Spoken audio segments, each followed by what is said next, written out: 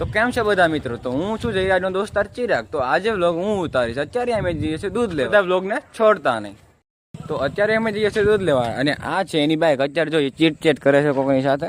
તમને આ કેટલા વર્ષનો લાગે છે? અત્યારે આની પાસે લાયસન્સ છે, બસ ખાલી ગાડી નથી.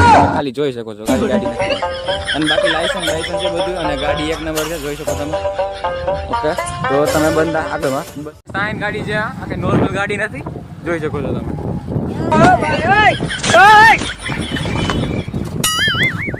જોઈ શકો છો તમે.